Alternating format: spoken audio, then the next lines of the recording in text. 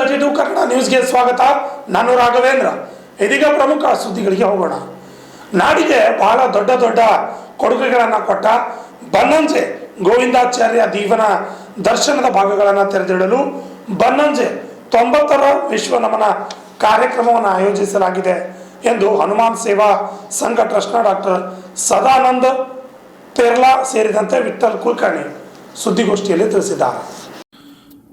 ಕಲಬುರಗಿ ನಗರದ ಪತ್ರಿಕಾ ಭವನದಲ್ಲಿ ನಡೆದ ಸುದ್ದಿಗೋಷ್ಠಿಯಲ್ಲಿ ಮಾತನಾಡಿದ ಅವರು, ಉಡುಪಿಯಲ್ಲಿ 1936ನೇ ಇಸ್ವಿಯಲ್ಲಿ ಜನಿಸಿದ ಗೋವಿಂದಾಚಾರ್ಯರು 84 ವರ್ಷಗಳ ತಮ್ಮ ಜೀವನಯಾನದಲ್ಲಿ 2 ಶತಮಾನಗಳ ವಿದ್ವತ್ ಕೊಂಡಿಯಾಗಿ ಬಾಳ್ವೆ ನಡೆಸಿದವರು.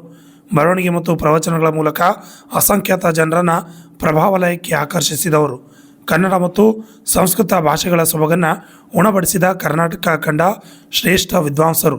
ಪತ್ರಕರ್ತ, ಅನುವಾದಕ, ಕವಿ, ಪ್ರವಚನಕಾರ ಬನ್ನಂಜೆ ಗೋವಿಂದಾಚಾರ್ಯರ 90ರ ವಿಶ್ವ ನಮನ ವಿಶೇಷ ಕಾರ್ಯಕ್ರಮ ಉಡುಪಿಯಿಂದ ಪ್ರಾರಂಭಗೊಂಡು ಇದೀಗ ಡಿಸೆಂಬರ್ 21ನೇ ತಾರೀಕಿನಂದು ಕಲಬುರಗಿಯ ಹೃದಯ ಭಾಗವಾದ ಸಂಗಮೇಶ್ವರ ಸಭಾಗೃಹದಲ್ಲಿ ನಡೆಯಲಿರುವ ಕಾರ್ಯಕ್ರಮದಲ್ಲಿ ಬೆಳಗ್ಗೆಯಿಂದ ಸಾಯಂಕಾಲವರೆಗೆ ವಿದ್ವತ್ಗೋಷ್ಠಿಗಳು, ಬನ್ನಂಜೆಯವರ ರಚನೆಗಳ ಗಾಯನ ಸೇರಿದಂತೆ ಉಪನ್ಯಾಸ ಇನ್ನಿತರ ಕಾರ್ಯಕ್ರಮ ನಡೆಯಲಿದ್ದು ಕಾರ್ಯಕ್ರಮದಲ್ಲಿ ಹಲವರು ಭಾಗವಹಿಸಲಿದ್ದಾರೆ ಎಂದು ಹೇಳಿದರು.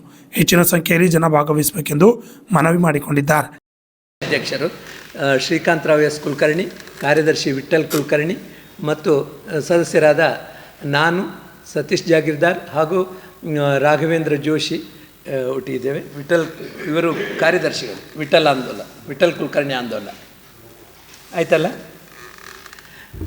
ತಮಗೆಲ್ಲ ಗೊತ್ತಿರ್ಬೋದು, ನಮ್ಮ ರಾಷ್ಟ್ರ ಕಂಡ ಬಹಳ ದೊಡ್ಡ ವಿದ್ವಾಂಸರು, ವಿದ್ಯಾ ವಾಚಸ್ಪತಿಗಳೆಂದೇ ಖ್ಯಾತರಾಗಿರ್ತಕ್ಕಂಥ ಬನ್ನಂಜೆ ಗೋವಿಂದಾಚಾರ್ಯರು ನಮ್ಮ ನಾಡಿಗೆ ಸಂಸ್ಕೃತ ವಾಗ್ಮಯವನ್ನು ಅತ್ಯಂತ ಸರಳವಾಗಿ ಕನ್ನಡಕ್ಕೆ ಅನುವಾದ ಮಾಡೋದು ಮತ್ತು ಅನೇಕ ಕೃತಿಗಳನ್ನು ಅನುವಾದ ಮಾಡೋದು ಮತ್ತು ಜನಸಾಮಾನ್ಯರಿಗೆ ಪ್ರವಚನದ ಮೂಲಕ ಈ ಒಂದು ಪುರಾಣದ ಬಗ್ಗೆ, ಆಗಮ ಶಾಸ್ತ್ರಗಳ ಬಗ್ಗೆ, ವೇದೋಪನಿಷತ್ತುಗಳ ಬಗ್ಗೆ ಬಹಳ ವೈಜ್ಞಾನಿಕ ಮನೋಭಾವದಿಂದ ಮಾಹಿತಿಯನ್ನು ಹಂಚಿಕೊಂಡು ಜನಮಾನಸದಲ್ಲಿ ಚಿರಸ್ಥಾಯಿಯಾಗಿ ಉಳಿದಂಥ ಒಬ್ಬ ಪಂಡಿತ.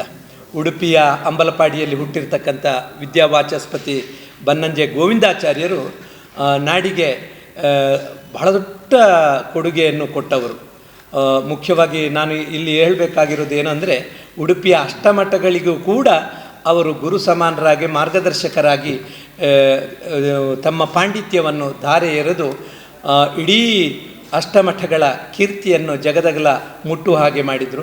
ಮತ್ತು ನಾವು 12ನೇ ಶತಮಾನದಲ್ಲಿ ಅಣ್ಣ ಬಸವಣ್ಣನವರು ಹೇಗೆ ಸಂಸ್ಕೃತದಲ್ಲಿ ಅಥವಾ ಶಾಸ್ತ್ರಗಳಲ್ಲಿ, ವೇದಗಳಲ್ಲಿ ಇದ್ದಂಥ ವಿಚಾರಗಳನ್ನು ಬಹಳ ಸರಳವಾಗಿ ಕನ್ನಡದಲ್ಲಿ ವಚನಗಳನ್ನು ಕಟ್ಟುವುದರ ಮೂಲಕ ಜನಮಾನಸಕ್ಕೆ ಮುಟ್ಟಿಸಿದ್ರು, ಅದೇ ರೀತಿಯಾಗಿ ವಿದ್ಯಾವಾಚಸ್ಪತಿ ಬನ್ನಂಜೆ ಗೋವಿಂದಾಚಾರ್ಯರು ಆ ಸಂಸ್ಕೃತ ಭೂಯಿಷ್ಠವಾಗಿರ್ತಕ್ಕಂಥ ವೈಚಾರಿಕ ಚಿಂತನೆಗಳನ್ನು ವೈಜ್ಞಾನಿಕ ತಳಹದಿಯಲ್ಲಿ ಜನಸಾಮಾನ್ಯರಿಗೆ ಮುಟ್ಟಿಸಿದ್ದು ಪ್ರವಚನಗಳ ಮೂಲಕ.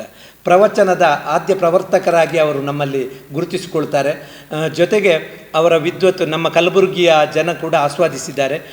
ಹಲವಾರು ವರ್ಷಗಳಿಂದ ಪ್ರವಚನಗಳನ್ನು ಮಾಡಲು ಕಲಬುರಗಿಗೆ ಬಂದಿದ್ದಾರೆ. ಅಂಥ ವಿಶೇಷವಾಗಿರ್ತಕ್ಕಂಥ ವ್ಯಕ್ತಿತ್ವ. 85 ವರ್ಷಗಳ ಕಾಲ ತನ್ನ ಬಾಳ್ವೆಯನ್ನು ಮಾಡಿ, ಜೀವನಯಾನವನ್ನು ಮಾಡಿ 2020ರಲ್ಲಿ ನಮ್ಮನ್ನು ಅಗಲಿದರು.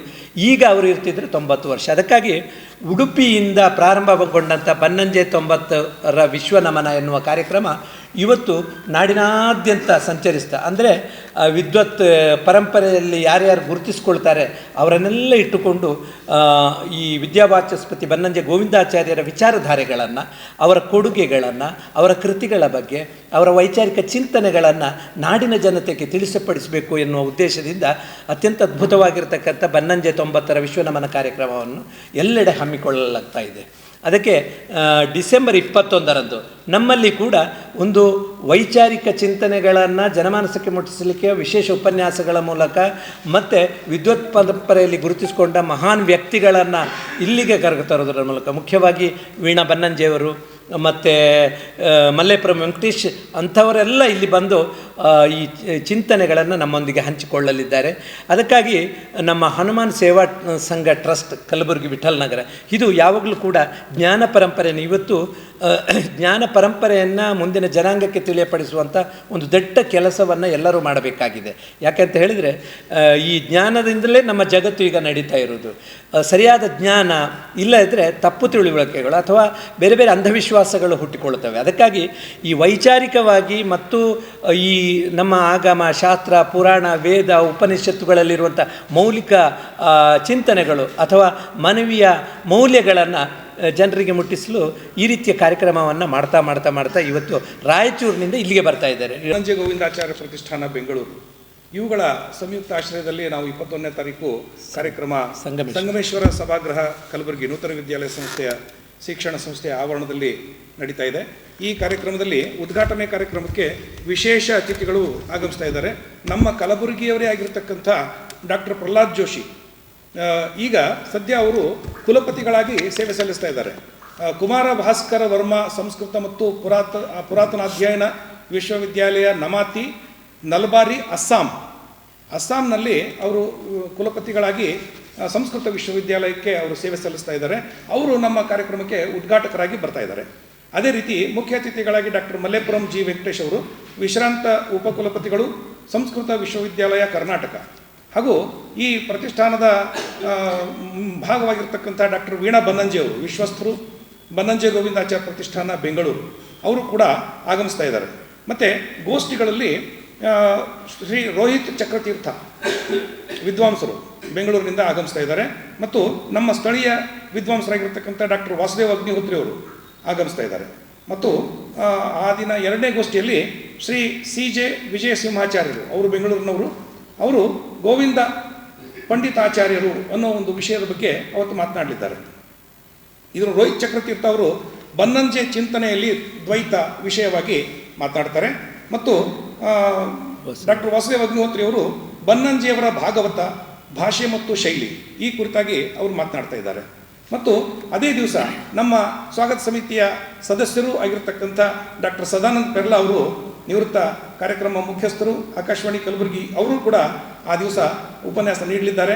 ವಿಷಯ ಪ್ರಾಚೀನತೆ ಮತ್ತು ಸಮಕಾಲೀನತೆಯ ಸೇತು ಬನ್ನಂಜೆ ಅನ್ನೋ ವಿಷಯದ ಕುರಿತಾಗಿ.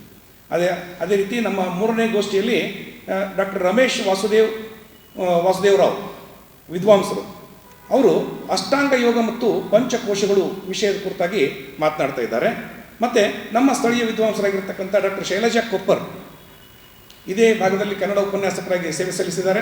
ಅವರು ರಾಮಾಯಣ ಮತ್ತು ಮಹಾಭಾರತ ಬನ್ನಂಜೆಯವರ ದೃಷ್ಟಿಯಲ್ಲಿ ಅನ್ನತಕ್ಕಂಥ ವಿಷಯಗಳನ್ನು ಕುರಿತು ಮಾತನಾಡ್ತಾ ಇದ್ದಾರೆ.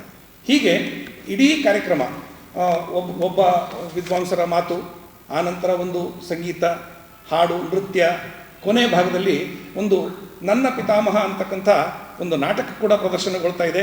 ಅದರಲ್ಲಿ ಅದು ವೀಣಾ ಬನ್ನಂಜೆ ಅವರು ಬರೆದಿರ್ತಕ್ಕಂಥ ನಾಟಕ. ಅದು ಶ್ರೀ ಸುಚೀಂದ್ರ ಪ್ರಸಾದ್ ಅವರ ನಿರ್ದೇಶನ ಮತ್ತು ಅಭಿನಯದಲ್ಲಿ ಮೂಡಿ ಬರ್ತಾ ಇದೆ. ಅವತ್ತಿನ ದಿವಸ ಸಂಜೆ ಆ ನಾಟಕ ಮೂಡಿ ಬರ್ತಾ ಇದೆ, ನಮ್ಮ ಕಲಬುರಗಿಯಲ್ಲಿ ಪ್ರದರ್ಶನಗೊಳ್ತಾ ಇದೆ. ಇಷ್ಟು ಅವತ್ತಿನ ಕಾರ್ಯಕ್ರಮಗಳ ವಿವರಗಳಾಗಿದೆ. ಮುಂದೆ ಮತ್ತೆ ನಾನು ಪೆರ್ಲಾ ಅವರಿಗೆ ಕೊಡ್ತಾ ಇದ್ದೇನೆ. ಅವರು ಈ ಸಂದರ್ಭದಲ್ಲಿ ಶ್ರೀಕಾಂತ್ ಕುಲಕರ್ಣಿ, ವಿಠಲ್ ಕುಲಕರ್ಣಿ, ಸತೀಶ್ ಜಾಗೀರ್ದಾರ್ ಸೇರಿದಂತೆ ಇನ್ನಿತರರು ಹಾಜರಿದ್ದರು. Bureau report RJ 32 Kannada news.